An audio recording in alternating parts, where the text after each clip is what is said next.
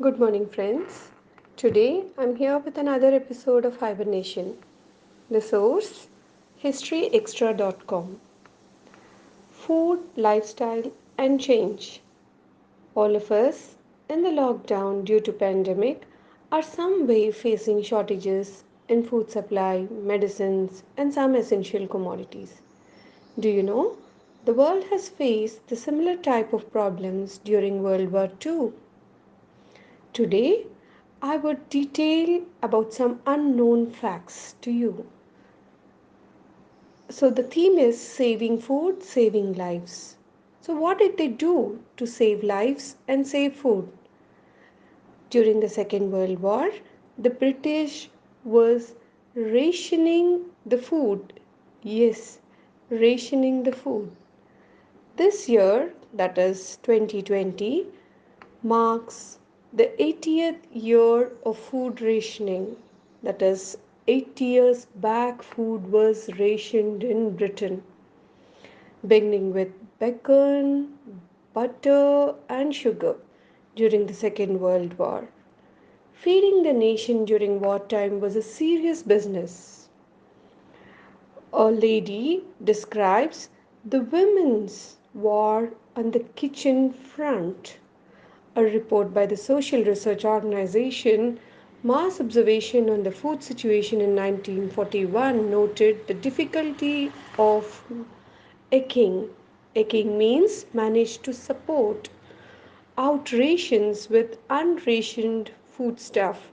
The high prices, particularly of perishable foods, shortages, and the consequent queues occupy the first place in the average working woman's present day life.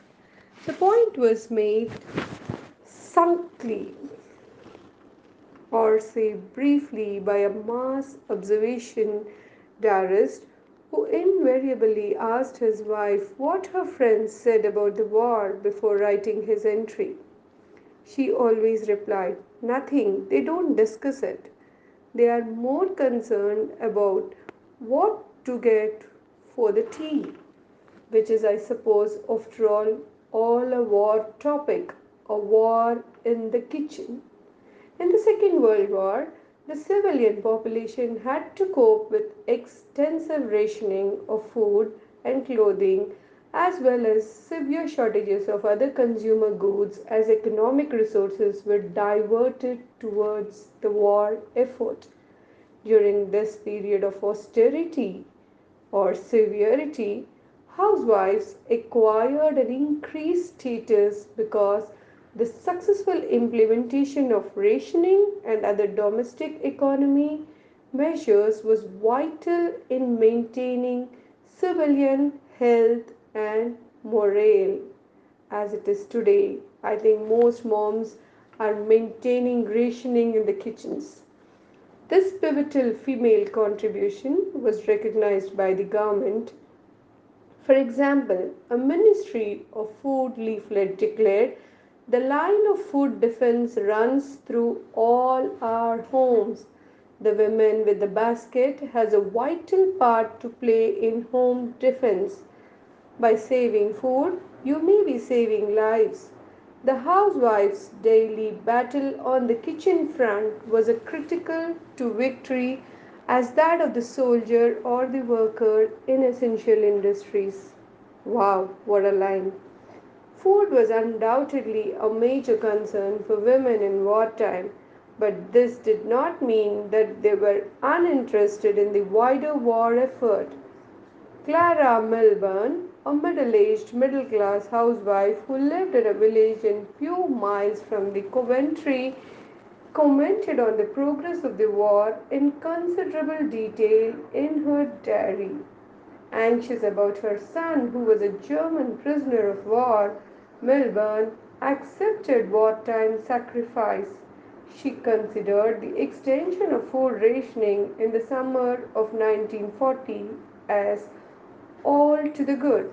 Nevertheless, Melbourne lamented rising prices and growing shortages of unrationed foods and other goods following the introduction of clothes rationing in 1941. clothes were rationed too. She commented that life is certainly queer now, with coupons for clothes and very ordinary commodities like potatoes kept in the shops for regular customers only. How pathetic. Let's see the timeline of food rationing with the beginning to the end. January 40, food rationing begins. Butter, bacon, ham, and sugar rationed.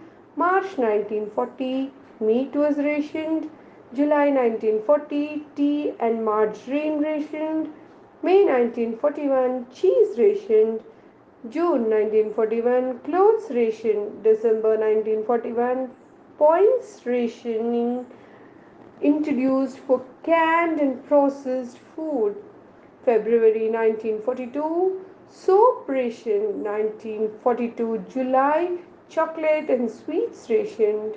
May 1949, clothes rationing abolished. So we can see that there is a decline now in the rationing. So it all started in 1940, and by 49 mid we see that the rationing is being abolished. May 1950, points rationing abolished. September 1950, soap derationed. October 1952, tea derationed. February 1953, sweets rationing abolished. May 1954, cheese and fats derationed. July 1954, meat, bacon, and ham derationed. End of food rationing. So the meat, bacon, and ham, which was rationed in 1940, could be derationed only in July 1954. That means it took almost 14 years to get it derationed. This is not the first time we are experiencing a situation of shortage or unavailability of resources due to the pandemic. The world has seen the real warriors do justice at the kitchen front with limited resources. Kudos to the unsung heroes of the society, the women. We bow to you. Good morning, friends.